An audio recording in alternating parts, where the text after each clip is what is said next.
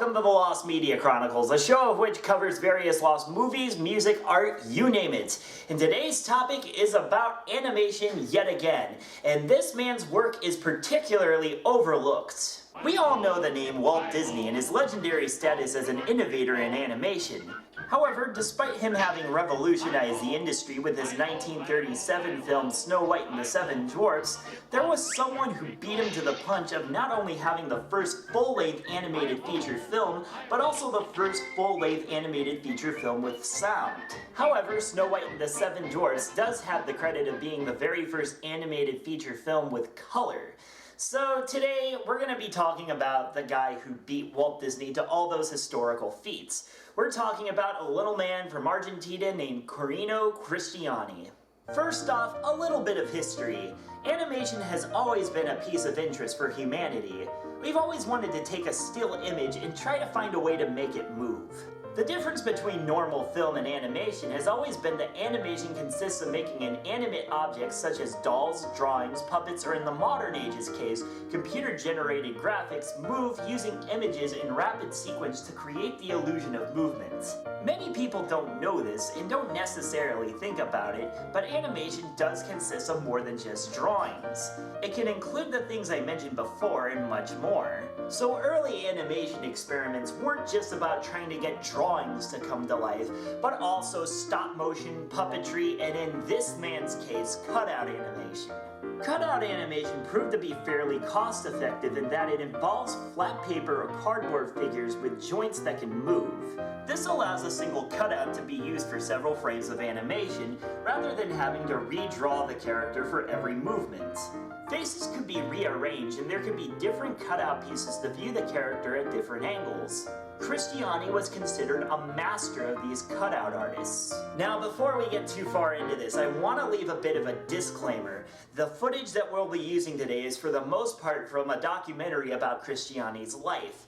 There's not much information we can find online, and even YouTube doesn't have much about this man. I had to scour my resources in order to get more information about this. So please excuse the awkward subtitles at the bottom every now and then, and also any awkward little jump cuts. We're trying our best with the material that we have.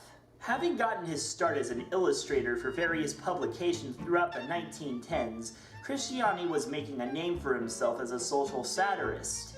His political cartoons poked fun at major leaders in Argentina at the time. Born Italian, Christiani's work fittingly was seen as rather bizarre and alien in concept, but it proved to be massively popular. It eventually caught the eye of a man named Federico Valle. Valle hired Christiani and had Christiani extend his work out to animation.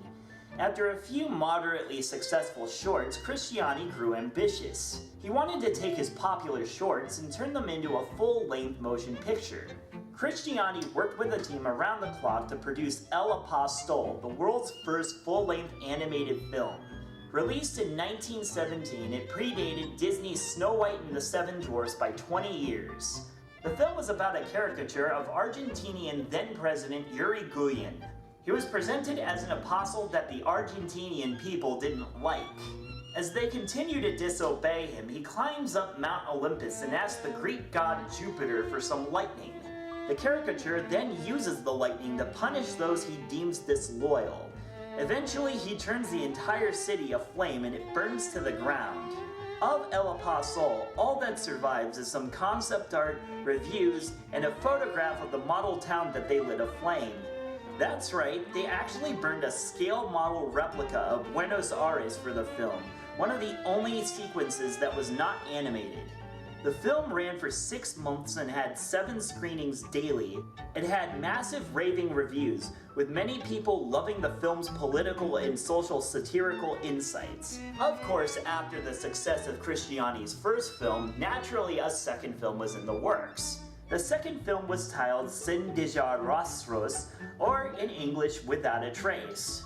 Not much is known of the actual plot, but a promotional poster shows men on a ship being ordered around by an Argentinian leader.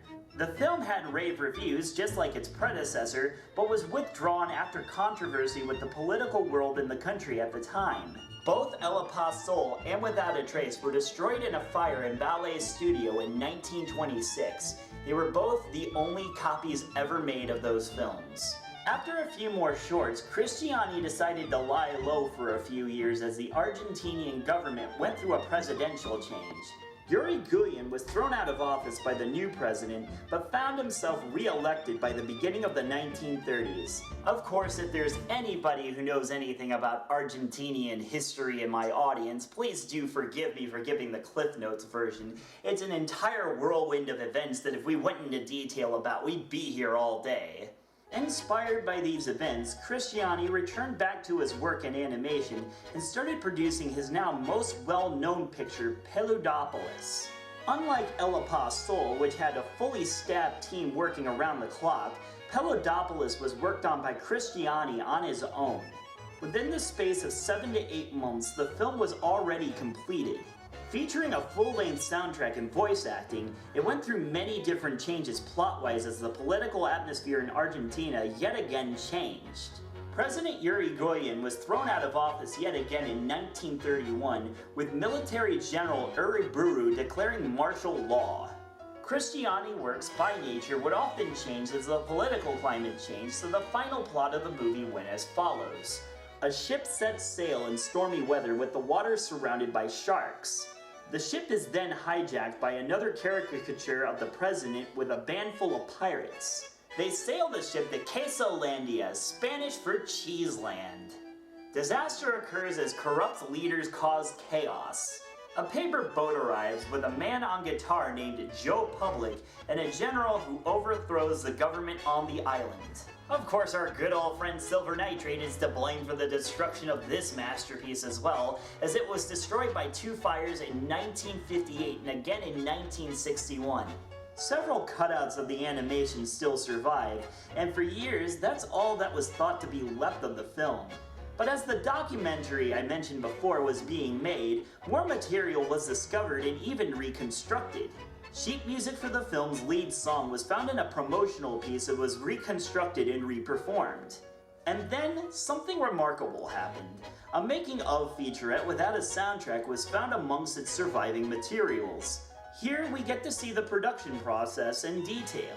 This is some of the only surviving footage of Cristiani at work.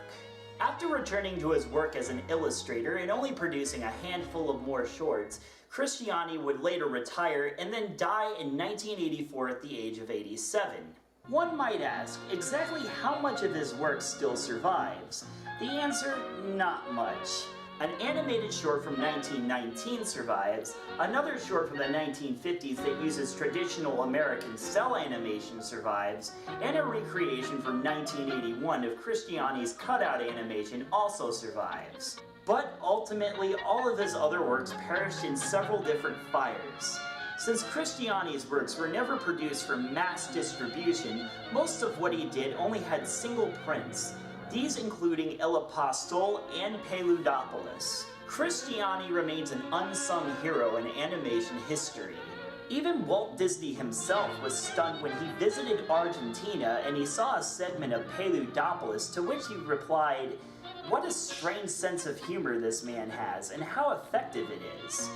He asked Cristiani how many people worked on it and for how long, to which Cristiani replied, "Only me, and 7 or 8 months. Astonished, since Walt Disney hires at least 70 to 80 people to create an animated movie, Walt offered Cristiani a job for his company, to which Cristiani rejected the invitation because it just would have been too stressful to try to completely reset his life in an entirely different country. Unfortunately, the likelihood of any of these works seeing the light of day is incredibly low. It shows exactly the type of dedication a man can put into his work, and even then, at the end of the day, it can still wither away with time. In a rather nihilistic viewpoint, perhaps that is the way all actual art is. In the long run, a meteor could hit the Earth and all humanity would be wiped out. Thus, all work we did will cease to exist, and it won't matter because the universe will continue to exist without it all. But hey, that's not going to stop us as a species from speculating and patting ourselves on the back constantly. It's just our nature as human beings. And where's the fun in just saying, "What's the point? It doesn't matter"? Let's search for lost media. It makes life all the more worthwhile for a lot of people. That'll do it for this episode. See you guys next time when we talk about one of my favorite musicians of all time. See you later. Hello guys, thanks for watching this episode. Be sure to like, subscribe, and comment on the video if you want to see more just like this. Be sure to also check out our music review show, 2 Beats Plus. It's got lots and lots of wacky shenanigans. Thanks again for watching, and we'll see you next time. Chiquitos y había de peluditos, cosa de nunca acabar.